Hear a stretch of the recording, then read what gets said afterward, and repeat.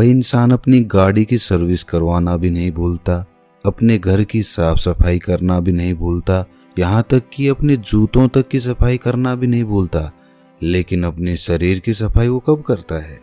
आप सोच रहे होंगे कि भाई हम नहाते धोते तो रोज हैं, तो सफाई तो हो ही जाती है। मैं बाहर की सफाई की बात नहीं कर रहा, मैं भीतर की सफाई की बात कर रहा हूँ, पेट की सफाई की बात कर रहा हूँ। भाई वाघ भट्ट जी ने आयुर्वेदा में लिखा है कि 99% बीमारियां पेट से पैदा होती हैं। चलिए पहले ये समझ लेते हैं कि हमारे पेट से बीमारियां पैदा कैसे होती हैं, और तभी हम समझ पाएंगे कि फिर उस पेट को साफ कैसे करना है। आपको ऐसे बहुत सारे लोग दिखेंगे जो अपनी बीमारियों के कारण दुखी रहते हैं, डॉक्टरों के पास घूमते रहते हैं, किसी वैद्य के पास जाते रहते हैं, और फिर उनका जीवन दवाइयों के सहारे चलने लगता है। और ये भी हकीकत है कि उन दवाइयों से उन्हें कुछ देर के लिए तो आराम हो जाता है, लेकिन उस बीमारी की जड़ कभी नहीं जाती। और जैसे ही वो दवाई लेना छोड़ते हैं तो दर्द फिर से उनको परेशान करने लग जाता है। भाई कितने ही लोग आपने देखे होंगे, और वास्तविकता में तो आपके परिवार में भी ऐसे लोग होंगे। किसी के हाथ में दर्द होता है, किसी के घुटनों में दर्द होता है, किसी के पैर में दर्द होता है, और किसी के डायबिटीज है, किसी का लीवर खराब है, किसी को पथरी है। लेकिन समझने की बात यह है कि जिस तरह एक बीज से एक पेड़ बनता है, उसी तरह हमारे पेट में जमा गंदगी से ही इन सारी बीमारियों का जन्म होता है। भाई ये तो हम सभी जानते हैं कि फलों और कच्ची सब्जियों को पचने में तकरीबन 2 से 3 घंटे लगते हैं। वहीं पर अगर हम अनाज की बात करें, जैसे गेहूं या फिर कोई और अनाज, तो उसको पचने में 5 से 6 घंटे लगते हैं। लेकिन अगर हम बात करें मांस या मछली या फिर नॉनवेज की, तो उसको पचने में 15 से 20 घंटे लग जाते हैं। अब जो हम खाते हैं वो किस तरह गंदगी के रूप में हमारे शरीर में जमा हो जाता है, ये बड़े ध्यान से समझना। ये समझोगे तभी ये समझ पाओगे कि उस गंदगी को बाहर कैसे निकालना है। इसे मैं आपको आसान तरीके से एक उदाहरण के माध्यम से समझाता हूँ। मान लीजिए कि आप अपनी गाड़ी लेकर अपने घर से जाते हैं। रास्ते में गाड़ी सड़क पर चलती है, और कुछ दूर सड़क पर चलने के बाद सामने कीचड़ आ जाता है। अब जब कीचड़ में से गाड़ी होकर निकलेगी तो उसके टायर पे भी कीचड़ लगेगा, उसका टायर गंदा होगा। अब वो कीचड़ कुछ दूर बाद खत्म हो गया और आप फिर से सड़क पर आ गए। अब फिर से जब गाड़ी सड़क पर चलने लगेगी तो हो सकता है उसका कीचड़ हट जाए, लेकिन वो कीचड़ पूरी तरह से साफ नहीं होता, वो ऊपर ऊपर से साफ हो जाएगा। आप किसी चीज से साफ करेंगे तो भी वो ऊपर से ही साफ होगा, क्योंकि टायर पर जब हम देखते हैं तो उसमें लेयर्स बनी होती हैं, उसमें एक स्पेस बना होता है, एक जगह बनी होती है, और उसमें मिट्टी फंसी रहती है, कीचड़ भी उसी में फंसा रहता है। तो ऊपर से साफ करने पर वो ऊपर ऊपर से साफ होता है। उस टायर को पूरी तरह से साफ करने के लिए आपको तेज प्रेशर से उस पर पानी डालना होगा, तब उस बीच वाले स्पेस से वो मिट्टी निकल कर बाहर आएगी। लेकिन अगर हम हाई प्रेशर से उस पर पानी नहीं मारते हैं तो वो मिट्टी सालों सालों तक उसमें फंसी रहती है और टायर यूं ही चलता रहता है। उसी तरह जब हम कोई खाना खाते हैं तो पहले तो वो खाना हमारे मुंह में आता है, मुंह में हम उसे चबाते हैं, फिर वो हमारे पेट में पहुंचता है, जहां पर हमारी इंटेस्टाइन उसमें से रस लेती है, उसमें से जो भी न्यूट्रिशंस होते हैं उन्हें खींच लेती है, और उसके बाद उसे स्मॉल इंटेस्टाइन में भेज देती है, जहां से वो अपने रास्ते से बाहर आ जाता है। लेकिन हर प्रकार के खाने को पचने में अलग अलग समय लगता है, ये तो हमने सीख लिया, अभी पीछे बताया था। तो इससे पहले कि वो खाना पच पाता, हमारे इंटेस्टाइन उसमें से जरूरी न्यूट्रिएंट्स निकाल पाती, उससे पहले ही हम कुछ और खा लेते हैं। अब वो भी तो जाएगा, अब वो खाना जो हमने अभी खाया है वो भी इसी रास्ते से वहीं पर पहुंचेगा। तो अब जो खाना पहले से हमारे पेट में पड़ा हुआ है, जो पूरी तरह से हजम भी नहीं हुआ है, डाइजेस्ट नहीं हुआ है वो अभी, उस पर प्रेशर लगेगा। किसका? जो खाना हमने अभी खाया है उसका, क्योंकि वो भी तो उसी रास्ते से आगे जाने वाला है और आगे तो जाम लगा पड़ा है। तो ये खाना उसको धक्का मारेगा और वो पुराना खाना बिना पूरी तरह से डाइजेस्ट हुए आगे निकल जाएगा। लेकिन जब ये हाफ डाइजेस्टेड खाना बिना पूरी तरह से हजम हुए आगे बढ़ जाता है तो ये पीछे छोड़ जाता है बैक्टीरियाज के भंडार। बहुत सारे बैक्टीरियाज होते हैं जो पीछे छूट जाते हैं, और ये बैक्टीरियाज हमारे इंटेस्टाइन से, यानी कि हमारे पेट की, हमारे स्टमक की जो इनर वॉल्स होती हैं उनसे चिपक जाते हैं, चिपट जाते हैं। उसी तरह जैसे वो कीचड़ उस गाड़ी के पहिए पर लगा था, ठीक उसी प्रकार अब हमारे इंटेस्टाइन तो खाने से न्यूट्रिशंस खींचने के लिए बनी है, तो तो जब हमारे इंटेस्टाइन खाने से न्यूट्रिशंस खींचती है और शरीर के दूसरे अंगों में उन्हें पहुंचाती है, तो उन न्यूट्रिशंस के साथ ये बैक्टीरिया जो पहले से ही हमारे इंटेस्टाइन से चिपके हुए थे, ये भी खून के साथ अलग अलग अंगों में पहुंच जाते हैं। जब ये बैक्टीरिया वाला खून हमारे शरीर के अलग अलग अंगों पर पहुंचता है तो अलग अलग प्रकार की बीमारी पैदा होती है। जैसे जब ये लीवर में पहुंचेगा तो वहां पर पथरी बनने के चांसेस रहेंगे, जब ये दिल के पास पहुंचेगा तो दिल का दौरा पड़ने के चांसेस रहेंगे, और जब ये मस्तिष्क में पहुंचेगा तो ये दिमाग की बीमारी पैदा कर देगा। और इसी प्रकार जहां भी ये पहुंचेगा, जोड़ों में पहुंचेगा तो जोड़ों का दर्द पैदा करेगा। तो इसीलिए समय समय पर हमें अपने पेट की सफाई करते रहना चाहिए ताकि हमारे इंटेस्टाइन में वो बैक्टीरिया जमा ना होने पाए। चलिए मैं आपसे पूछता हूँ कि घर की सफाई करने के लिए सबसे पहला स्टेप क्या होता है? भाई कॉमन सेंस की बात है कि अगर हमें अपने कमरे की सफाई करनी है तो हमें कमरे को खाली करना होगा।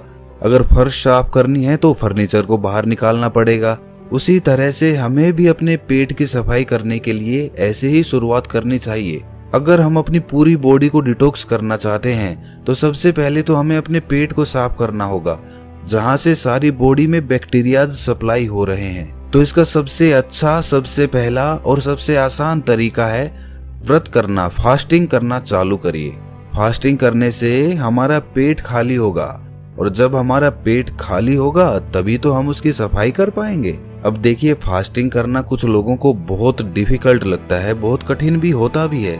जो लोग फास्टिंग कर सकते हैं वो फास्टिंग करें, हफ्ते में किसी दिन कर लें या महीने में कर लें। और फास्टिंग करें तो पानी, जूस या फिर कोई फल इत्यादि ही खाएं, क्योंकि तभी तो वो फास्टिंग होगी। और जिन लोगों को ये कठिन लगता है कि भाई वो भूखे नहीं रह सकते, फलों से उनका पेट नहीं भरता है, तो ऐसे लोग हल्का खाना खा सकते हैं, जैसे खिचड़ी खा ली। जब आप इस तरह का कोई व्रत करते हैं तो जाहिर सी बात है आपका पेट तो खाली ही रहेगा। और जब आपकी बॉडी को विटामिन या फिर न्यूट्रिएंट्स चाहिए होंगे तो वो आपके इंटेस्टाइन के पास इंफॉर्मेशन भेजेंगे कि भाई आगे न्यूट्रिशंस की जरूरत है, सप्लाई चाहिए, हमें जल्दी से दो। और इंटेस्टाइन के पास तो कुछ है ही नहीं, वो देगा क्या? तो जो बैक्टीरियाज इंटेस्टाइन पे पहले से चिपके होते हैं, खून उन्हीं को लेकर उन अंगों के पास पहुंच जाता है, और इस तरीके से वो इंटेस्टाइन यानी कि हमारे पेट की वो इनर वॉल्स साफ हो जाती हैं, उन पर से बैक्टीरिया हट जाता है। लेकिन अब वो बैक्टीरियाज हमारे खून में मौजूद हैं, तो अपने खून में से वो बैक्टीरियाज निकालने के लिए आपको पसीने निकालने चाहिए। आप जितने पसीने निकालेंगे उतना ही आपका खून डिटॉक्स होता जाएगा। जो हमारी स्किन्स में छोटे छोटे पोर्स होते हैं ना, जहां से पसीना बाहर आता है, तो उस पसीने के साथ जो हमारे खून में जो अनवांटेड मटेरियल्स होते हैं वो भी बाहर आ जाते हैं। लेकिन एक बात सच बताना, आप में से बहुत सारे लोग ना सोचते तो होंगे कि कल से हम अच्छा रूटीन बनाएंगे, डेली एक्सरसाइज करेंगे, अच्छा खाना खाएंगे और अपने शरीर का ख्याल रखेंगे। लेकिन अगली सुबह आते ही आप भूल जाते हो, फिर से वही रूटीन, फिर से लेट उठना, फिर से ऑफिस में जाना और फिर से आकर उसी तरह से रात में लेट सोना। देखिए, इसमें गलती इंसान की नहीं होती, इंसान का रूटीन ही ऐसा हो गया है। वो कभी रात की ड्यूटी करता है तो कभी दिन की ड्यूटी करता है, तो इस तरीके से उसका कोई रूटीन फिक्स हो ही नहीं पाता और वो अंदर ही अंदर अपने मन में निराश होता चला जाता है। भाई किस तरह से एक्सरसाइज स्टार्ट करोगे? टाइम तो मिलता ही नहीं तुम्हें, कैसे अपना ख्याल रखोगे बताओ मुझे। तो दोस्त, इसके लिए विकल्प होते हैं। अगर तुम ध्यान से सोचोगे, दिमाग लगाओगे तो तुम्हें ऐसे तरीके मिल जाएंगे। भाई इसके लिए हमें जापान के लोगों से सीखना चाहिए। जापान के लोगों का भी शेड्यूल इसी तरह बिजी रहता है, उन्हें टाइम मिल ही नहीं पाता कि वो एक्सरसाइज करें। उस देश में भी ज्यादातर लोगों को टाइम मिल ही नहीं पाता कि वो एक्सरसाइज कर लें, इसीलिए वो अपने पास एक साइकिल रखते हैं। कहीं जाना हो इधर उधर, छोटी मोटी जगहों पे, ज्यादा दूर नहीं जाना हो, वहां पर वो अपनी साइकिल का इस्तेमाल करते हैं, वरना तो पब्लिक ट्रांसपोर्ट में या फिर खुद की कार से ट्रैवल करते हैं। ज्यादा दूर नहीं, लेकिन छोटी जगहों पे कुछ दूर जाने के लिए वहां तो हम साइकिल का इस्तेमाल कर सकते हैं।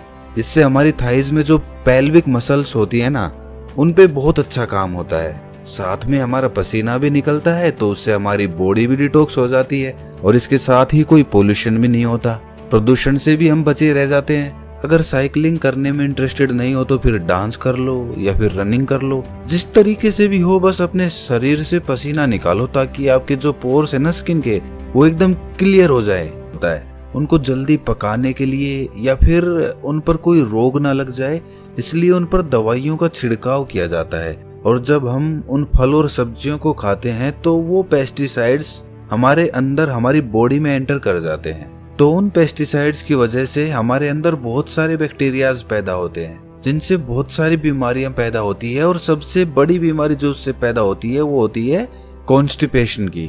कुछ लोगों को हमेशा कॉन्स्टिपेशन रहता है। वो जब भी सुबह बाथरूम में जाते हैं तो उनका पेट अच्छे से साफ ही नहीं होता। इसकी वजह से वो पूरे दिन परेशान रहते हैं, स्ट्रेस में रहते हैं, कुछ भी अच्छा नहीं लगता, कुछ खाने का मन नहीं करता, भूख नहीं लगती। तो उन लोगों के लिए त्रिफला चूर्ण सबसे अच्छी औषधि मानी जाती है। त्रिफला के नाम से ही पता चलता है कि ये 3 फलों से मिलकर बना होता है। आंवला और हरड़ त्रिफला चूर्ण के मेन कंपोनेंट्स होते हैं। आंवला में विटामिन सी होता है, फाइबर होता है, और वहीं पर हरड़ एक बहुत अच्छा एंटीबैक्टीरियल होता है। जिस दिन आप सुबह सुबह नींबू पानी नहीं पीने वाले, उस दिन आप त्रिफला चूर्ण का सेवन करें। 1 छोटी चम्मच अच्छे से गुनगुने पानी में मिलाकर पी जाओ। उसके बाद देखना क्या कमाल होता है। खाना अच्छे से डाइजेस्ट होगा, सुबह पेट इतने अच्छे से खाली होगा कि पूरा दिन हल्का हल्का महसूस करोगे। और इसे भी रोज लेने की जरूरत नहीं है भाई। 1 हफ्ता आपने नींबू का पानी ले लिया, फिर किसी दूसरे हफ्ते आपने त्रिफला चूर्ण का सेवन कर लिया। इस तरह अल्टरनेट तरीके से इनका इस्तेमाल करना है। कहीं पता चले कि आप नींबू पानी भी पी रहे हैं और साथ में त्रिफला चूर्ण का भी सेवन कर रहे हैं। ऐसा मत करना। अच्छा, एक राज की बात बताता हूँ। जो लोग अल्कोहल ज्यादा पीते हैं ना, उसकी वजह से उनकी बॉडी में एसिडिटी बढ़ जाती है। तो ये जो त्रिफला चूर्ण है, ये उस अल्कोहल के इफेक्ट को भी बहुत कम कर देता है। अच्छा देखिए, अगर आप पहले से कोई और दवाई ले रहे हैं तो त्रिफला चूर्ण को अवॉइड करना या फिर अपने डॉक्टर से कंसल्ट करके तभी लेना। अच्छा, एक और बहुत अच्छा तरीका होता है बॉडी को डिटॉक्स करने का, और वो है कि खाने से पहले फ्रूट्स या फिर सैलेड खा लो अच्छे से पेट भर के। उससे क्या होता है कि फलों में और सलाद में ना फाइबर होते हैं बहुत अच्छी मात्रा में। जब वो फाइबर हमारी बॉडी में पहुंचते हैं तो वो ल्यूब्रिकेशन पैदा करते हैं, जिस ल्यूब्रिकेशन की वजह से जो हम खाना खाते हैं वो कहीं पर अटकता नहीं है, वो आसानी से नीचे चला जाता है। और खाना कभी भी पूरा पेट भर के मत खाना। खाना हमेशा 80% के लगभग ही खाना चाहिए। 20% जगह पेट में खाली रहनी चाहिए। ये सारे तरीके आपकी बॉडी को पूरी तरह से डिटॉक्स कर देंगे। इनमें से कुछ तरीके थोड़े आसान हैं तो कुछ तरीके थोड़े कठिन हैं। आप अपनी सुविधा के अनुसार कोई भी तरीका अपना सकते हैं, लेकिन ये सारे तरीके बॉडी को डिटॉक्स करने के लिए हैं। माइंड को डिटॉक्स करने के लिए कुछ अलग तरीके होते हैं। अगर इस वीडियो में हम डिस्कस करेंगे तो ये वीडियो बहुत लंबी हो जाएगी, लेकिन आप ये जान लीजिए कि जितना जरूरी बॉडी को डिटॉक्स करना है, उससे कहीं ज्यादा जरूरी माइंड को डिटॉक्स करना होता है। क्योंकि हमारे माइंड में ना बहुत सारा स्ट्रेस है, बहुत एंजाइटी है, बहुत सारे डर है, फियर है, ईर्ष्या है, जलन है, द्वेष है, पता नहीं किस किस तरह के इमोशंस हमारे दिमाग के अंदर भरे पड़े हैं, जो कभी खाली ही नहीं होते, जो वहीं पर अटके रह जाते हैं और हमें हमेशा परेशान करते रहते हैं, नई नई बीमारियों को पैदा करते रहते हैं। उससे मानसिक बीमारियां बहुत सारी पैदा होती हैं। डिप्रेशन हो जाता है, हमेशा दुखी रहना, खोया खोया रहना, समाज से कटके रहना, किसी से मिलना जुलना नहीं, कॉन्फिडेंस कम हो जाना, अपने एक्सप्रेशन दूसरों के सामने एक्सप्रेस ना कर पाना, ये सारी प्रॉब्लम्स माइंड डिटॉक्स।